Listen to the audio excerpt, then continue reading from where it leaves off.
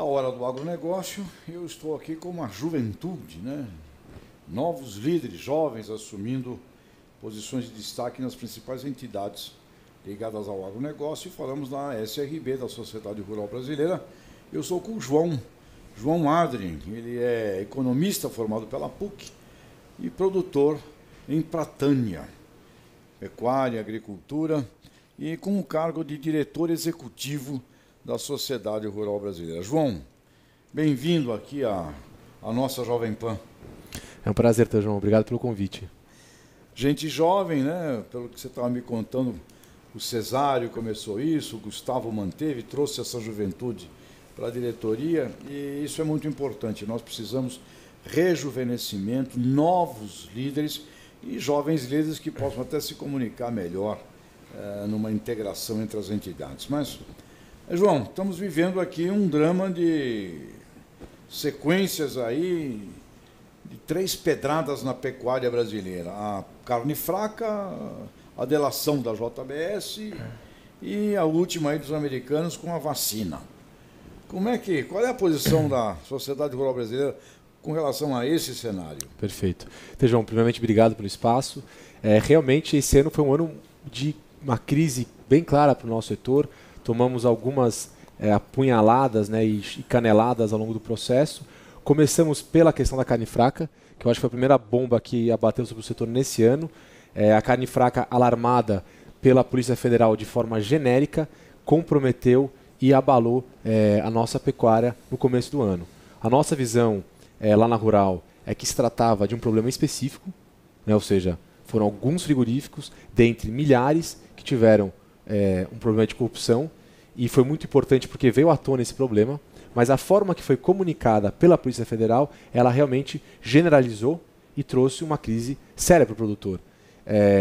A nossa visão é que nós tivemos uma sorte de ter um ministro como o Blairo Maggi, que vestiu a camisa do setor e conseguiu defender a nossa atividade e amenizar as consequências ao produtor rural. Mas foram dias difíceis, né? A gente viu que logo após essa bomba que estourou, as exportações de carne foram quase a zero, né? Então isso abalou a pecuária e abalou toda a estrutura da cadeia produtiva. E logo em seguida a delação da JBS, simplesmente a maior empresa de carnes do mundo. Exatamente. E nós saímos da carne fraca e já esbarramos novamente nesse problema JBS. Um negócio complicado. E logo em seguida, então, talvez até consequência disso tudo, perfeitamente, os americanos fazem um embargo da exportação da carne fresca, levantando esse detalhe da forma com a qual as vacinas aftosas são aplicadas, que geram um abscesso, uma bolota. Exatamente, Ou seja, tudo isso, não é, faz parte de um... O Brasil é grande, o Brasil é importante, competitivo, e o pessoal vai pegar. Exatamente. Eu acho que a sociedade rural, nesses últimos acontecimentos, ela foi muito proativa.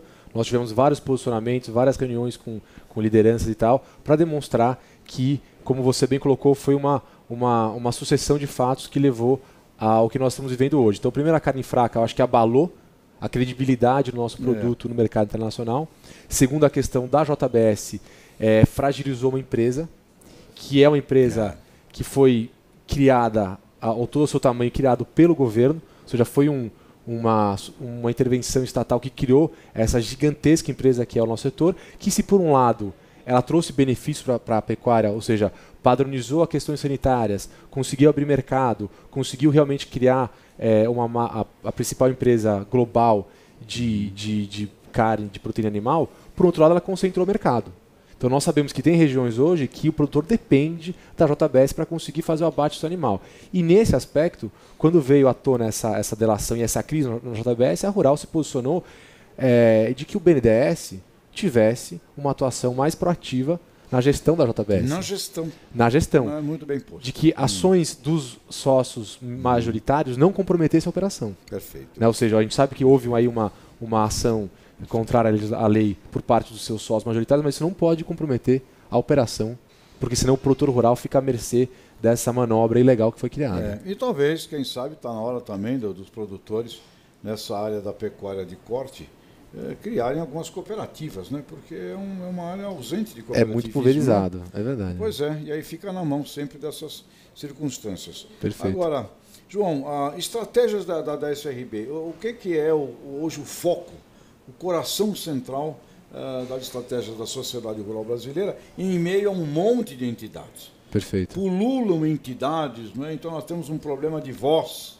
problema de crise de quem lidera, qual é a voz, né? E vocês, Sociedade Rural Brasileira, representa produtor rural. Isso. Tá certo? Qual é a estratégia central que vocês estão trabalhando hoje na SRB? Perfeito. Então, Tejão, a discussão ela não é simples assim, mas o que a gente entende é que existe hoje um vácuo de liderança no setor, porque as principais entidades, ou a principal entidade que representa o produtor rural brasileiro hoje, por ter um vínculo dependente de recursos obrigatórios do governo, está muito fragilizado. Né? Ou seja, que é a CNA. A gente percebeu que as últimas ações que a CNA tomou muitas vezes confrontam o interesse do produtor rural brasileiro. E no meio associativista, que depende exclusivamente das doações dos produtores, que não depende de recursos do governo, existe uma pulverização muito grande. Então as entidades elas estão nas suas regiões e discutindo temas setoriais, e isso dificulta uma unificação dessas demandas. A Rural tem visualizado esse cenário como um desafio no termos de conseguir trazer temas transversais para as entidades setoriais e conseguir 10 entidades trazer as suas demandas regionais para conseguir também organizar a cadeia. Então tem sido um desafio, né? Mas eu acho que tem sido uma oportunidade. O produtor rural brasileiro, a gente percebe que as pessoas estão mais ávidas por meios democráticos de representação. Eu acho que a crise política do governo demonstrou a importância da união de classe, dos movimentos democráticos e assim por diante, que levem a voz do produtor ou a voz dos indivíduos para conseguir influenciar no governo e na política nacional brasileira. Eu só acredito hoje na sociedade civil organizada. Perfeito. Acho que nós temos que parar de olhar tanto para Brasília e nós temos que ter uma sociedade civil organizada. Agronegócio é sinônimo de gestão de cadeia produtiva. Perfeito. Não existe boi, não existe soja, não existe laranja. Existe um sistema científico, tecnológico, de gestão, de percepção do consumidor final até a mente digamos assim, do geneticista, que cria a semente ou a genética animal. Então é um sistema. Eu vejo pouco trabalho sistêmico no Brasil. Nós não temos, na verdade, uma coordenação de cadeia produtiva. Exceção, eu sempre digo, o pessoal lá da Souza Cruz, na área de FUM, eles fazem uma coordenação sistêmica muito interessante, sem entrar no mérito do cigarro. Mas a coordenação que eles fazem da cadeia produtiva é realmente interessantíssima. 24 mil pequenos produtores, muito interessante. Agora, a gente não vê isso. Pelo contrário, a gente vê um líder de uma cadeia produtiva fazendo ações que prejudicam elos dessa cadeia produtiva. Então, vocês não acham que estão na hora, vocês como representantes do produtor, que é quem paga a conta e é o mais prejudicado na briga dos elos da cadeia, quem apanha é o produtor rural. Estoura para o lado do produtor. Estoura lá. No produtor e depois no consumidor, né? São os dois que pagam a conta. Não está na hora, por exemplo, de uma SRB, uma Sociedade Rural Brasileira, criar uns núcleos e uns comitês de gestão e até prevenção e gestão de crise também, porque eu acho que essas crises não vão parar, né? Aí com quem que eu falo? Como você bem disse, quem assume a bronca é o ministro Byron. É ele que vai agora lá nos Estados Unidos ver como é que é o ministro Turra. O Byron, o Turra, é a turma do agro que acaba assumindo uma bronca que muitas vezes é uma bronca muito mais no pós-porteira da fazenda do que dentro da porteira. Do que do dentro. Exatamente. Meu caro João, não está na hora da gente criar aqui uma certa revoluçãozinha e criar comitês de gestão de crise e de coordenação de cadeias produtivas? Então, Tejão, eu acho que a tua colocação ela é muito interessante, porque foi uma das linhas umas linhas teóricas que a Rural adotou nos últimos anos, que é entender que o agro ou o setor rural ele teve uma mudança muito grande do século XX para o século XXI. Se no século XX a atividade dependia exclusivamente da terra, ou seja, uma atividade voltada para uma necessidade patrimonial, ela entra no século XXI totalmente depende de tecnologia. A gente ouve muito falar que no século XX a terra boa para a produção é a terra roxa. Tá? Hoje em dia não tem terra ruim. O que tem é a tecnologia e essa tecnologia depende de capital. Então o produtor rural, para ele atuar no século XX, ele precisa de gestão para gerenciar esses fatores capital e tecnologia. Quando a gente fala de tecnologia, a gente entra na discussão de cadeia produtiva, porque essa tecnologia depende de uma empresa, que depende de outra, ou seja, o produtor rural passa a ser um empresário rural brasileiro. E na Rural, como uma instituição que discute esses temas relevantes à atividade, a gente começou a pensar como organizar isso, como você bem colocou. Então a nossa atividade foi discutir os desafios de uma gestão empresarial do setor rural e discutir os desafios de organizar a cadeia produtiva. Então nós criamos comitês multissetoriais, nós chamamos, ou multi-stakeholders, e nós temos aí comitê de mercados e finanças, onde bancos, instituições financeiras, instituições de securitização, seguradores rurais e produtores discutem os desafios do financiamento do setor. A questão da sustentabilidade, nós trouxemos as ONGs para conseguir fazer uma discussão, porque eu acho que, quer queira, quer não, as ONGs têm uma importância política hoje. Sem dúvida. Então nós temos que achar uma forma pragmática de encontrar soluções. E nessa discussão fica muito interessante, porque as ONGs radicais, que talvez não tenham interesse no desenvolvimento do país, no desenvolvimento sustentável do país, elas acabam ficando de escanteio. Perfeito. E nós conseguimos trabalhar com ONGs que tenham uma centralidade, uma proposta muito mais efetiva. Então a Rural começou realmente a ter essa discussão de cadeias e a gente teve aí um teórico recente que é o Mariano, uma figura interessante, até estava lá naquele grupo de italianos que eu encontrei teu filho, desculpa o parênteses, mas ele trouxe a ideia de que a sociedade multissetorial. Ou seja, a gente se especializou em entidades de representação muito específicas. Então, a sociedade, representantes do fumo, de sementes, de porco, e a gente não conseguiu olhar o todo.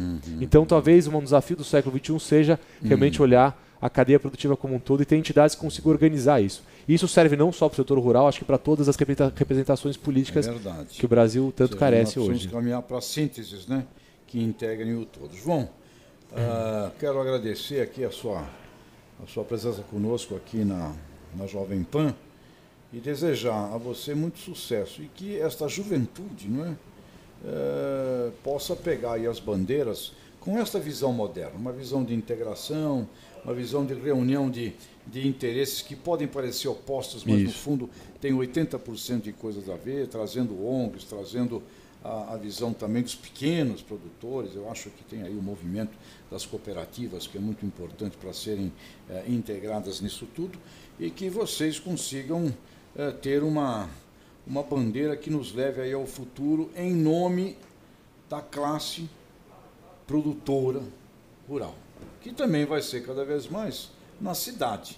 Perfeito. Né? Aqui na Avenida São João, em São Paulo, em cima da Galeria do Rock, o pessoal está fazendo hoje hortas e dando aulas de agricultura na cidade. Então, você também vai ver que esse produtor ele vai ser cada vez mais, eu diria, um agro-urbano do que aquela também visão de que o rural é uma coisa separada. Distante. Uma integração com a cidade gigantesca, novidades como agricultura vertical, agricultura local, prédios com hortas, com frutas, ou seja, o mundo também urbano dentro disso tudo.